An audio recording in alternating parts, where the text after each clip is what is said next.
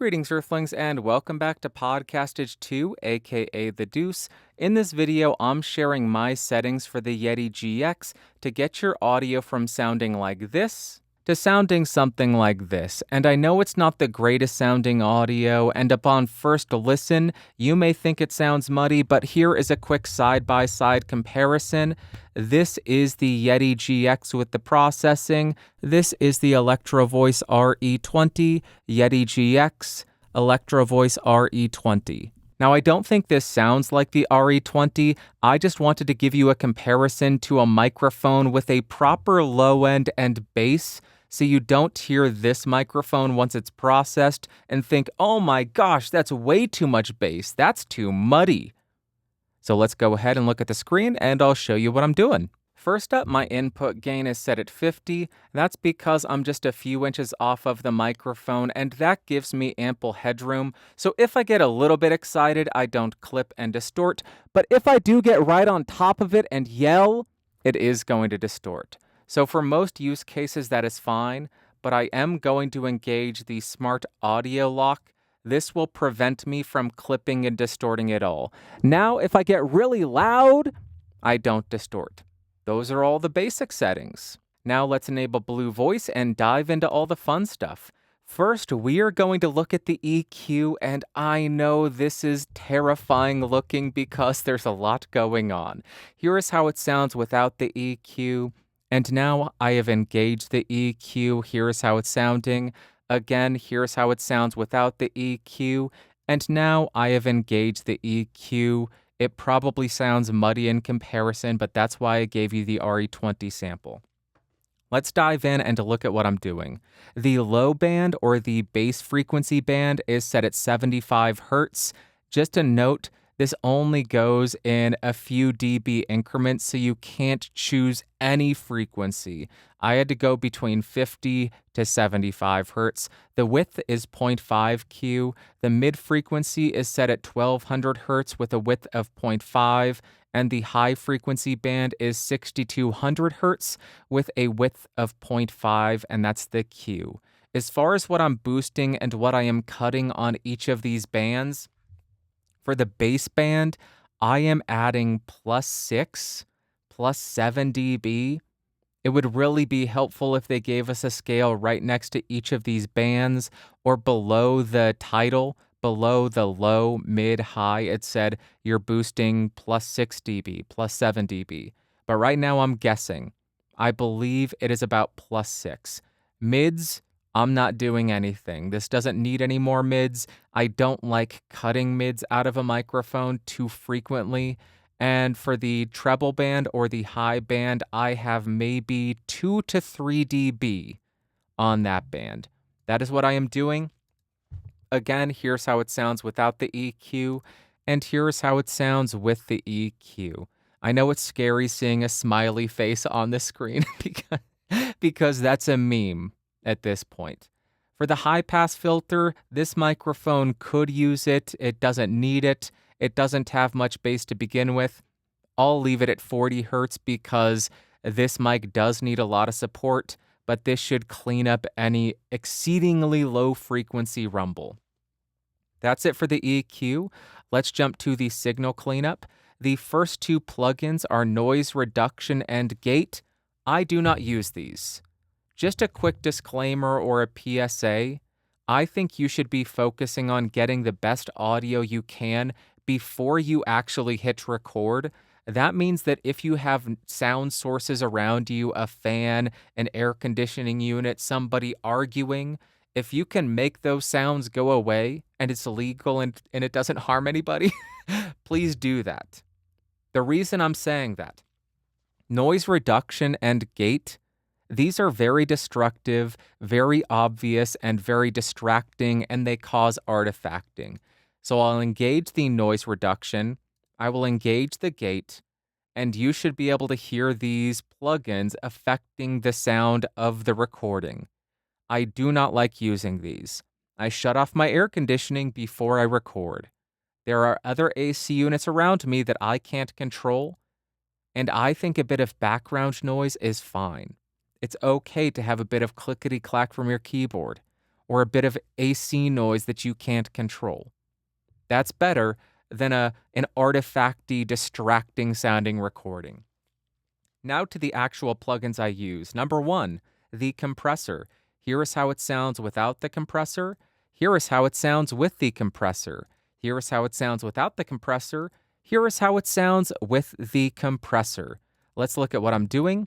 The threshold is set at minus 8 dB, attack of 10 milliseconds, release of 80 milliseconds. The post gain or makeup gain is 0 dB because I am not compressing that much. I only do 1 to 3 dB of gain reduction, I think, and I don't think it needs the makeup gain. The pre-gain is +4, so I'm increasing the signal before it hits the compressor.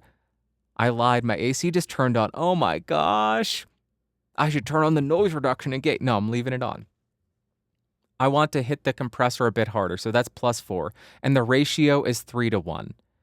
I want to note here, do not base your compression off of the gain reduction meter because this is useless. The range is 80 decibels. You need granularity between 0 dB and -10, -20. You will never go down to -80 decibels of gain reduction. So when I get loud and you see the meter just barely popping up right here, that means I'm hitting about 3 dB of gain reduction. I want to be able to see that a lot better than just a sliver of one of these 26 lights. It's a useless meter. Next, we'll look at limiter. I don't really do much with this, but here's how it sounds without the limiter. Here is how it sounds with the limiter. Here is how it sounds without the limiter. Here is how it sounds with the limiter. We'll look at what I'm doing. Nothing. I am not boosting. I am not cutting. Attack, release. These are the presets. These are the defaults. I just want to have this as a bit of a safety blanket. I shouldn't clip because I have the smart audio lock on, but I want to make sure that none of the processing that I'm doing pushes us in excess of 0 dBFS. I do think there's something funky here, though, because even with the limiter engaged, I have seen it clip. So I think their coding, their algorithm for this plugin may be a little bit wonky, but still good to have. Then we have a depopper. I do not like using this. Again, get your audio as good as you can before you hit record. That means try to have proper microphone etiquette.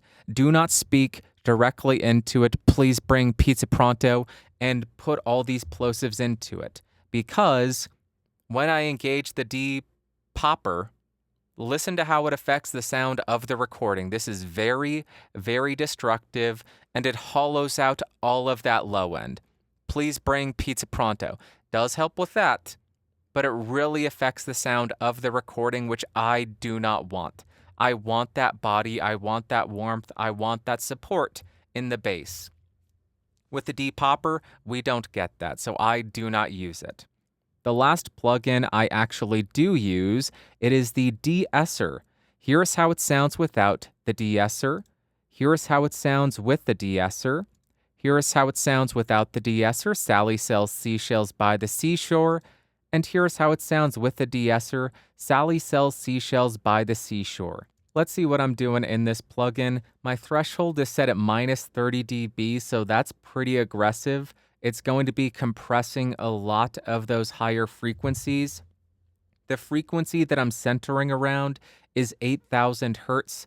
That's between this whistle that I have at around 10 kilohertz, and then the harshness in my S's around 6 to 7 kilohertz. So this is just splitting the difference. The width is 0.5. My AC just turned off. Hallelujah. But 0.5 because I like wide band de-essers. I want to soften the top end. That's really why I'm using this, because this microphone isn't the most sibilant, but the top end is a touch harsh, and I think this softens it a little bit. The attack and the release, these are the defaults: 1 millisecond, 100 millisecond release, and then the max attenuation is minus 10 decibels. So whenever this compressor, which is what a de-esser is just focused on a specific frequency range, whenever it is compressing, the maximum amount of compression that it will be doing is 10 decibels. Because if you get too aggressive, I'll see if I can do this, and I can't hear, it can make you sound like you have a lisp. So if I have the max attenuation minus 60 dB, let's make the threshold minus 50 as well. It probably sounds like I have a lisp. This is not appealing, not a sound you want. What did I have? Minus 10. There you go. So that is the last plugin I have, and I will give you a sample again, a comparison again.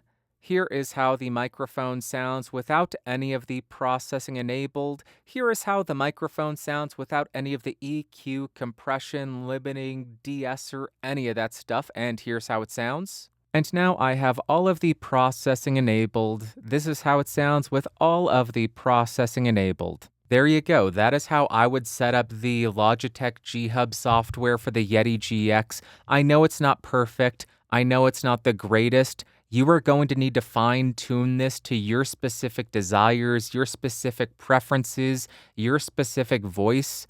You will need to record, listen back, fine-tune, and adjust. Record, listen back, fine-tune, and adjust.